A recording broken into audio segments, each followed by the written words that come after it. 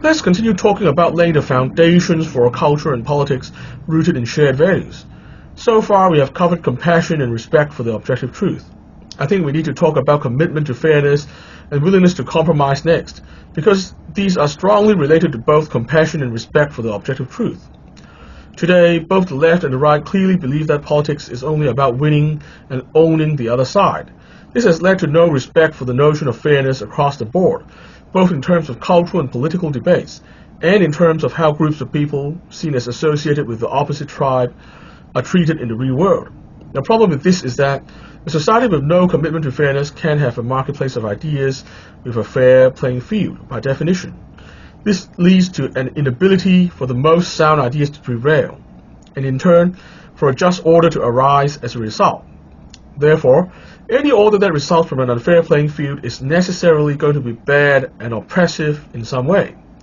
Commitment to fairness is therefore necessary to produce good and just outcomes, and a sound order for society.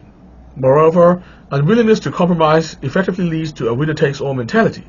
Given that nobody alive in this world is perfect or has perfect knowledge of everything, this logically has to lead to social outcomes that are oppressive in some situations and to some people. This, of course, is incompatible with a true commitment to compassion. I would even go as far as to say that upholding fairness in the marketplace of ideas is a matter of morality. Morality thrives when people are able to pursue the truth and to understand the truth, because we only know how to apply our conscience and our values to a situation when we know the complete and unbiased truth of a situation. When people don't fully understand the truth of a situation, they can easily come to the wrong conclusions and support a wrong or even immoral answer to the problem. This is why when people are pressured to bow to ideological untruths one way or another, to obey falsehoods imposed by political and or economic threats, immorality and injustice will result one way or another. Sadly, this happens far too often in contemporary politics.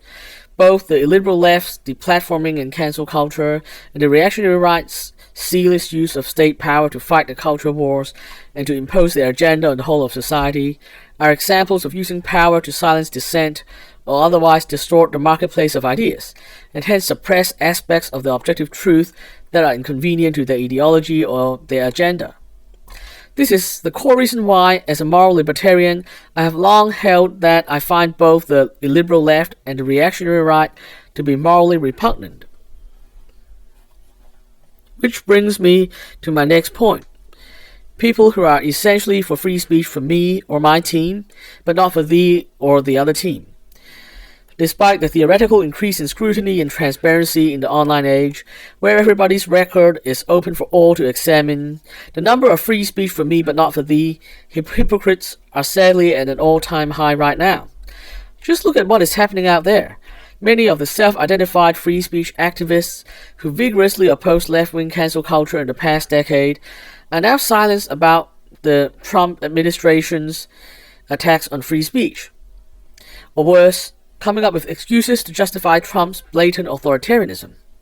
I'm frankly very angry at these people, some of whom I actually wrongly believed to be free speech allies at one point.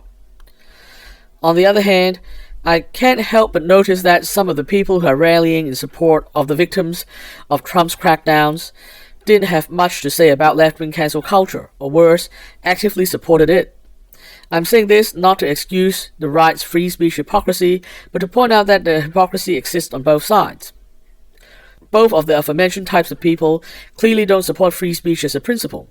They only support free speech for their own team. This kind of hypocrisy has sadly been made more acceptable by political polarization and tribalism, and even actively encouraged by our online influencer culture. It is time to bring back the values of fairness, humility, and compromise. As a society, we need to relearn to be fair towards those who disagree with us, to have humility in the face of disagreement, and to be willing to agree to disagree and to compromise. Important long-standing values like compassion, objectivity, and justice can't survive without these values. More fundamentally, I fear that our civilization won't survive very long without these values.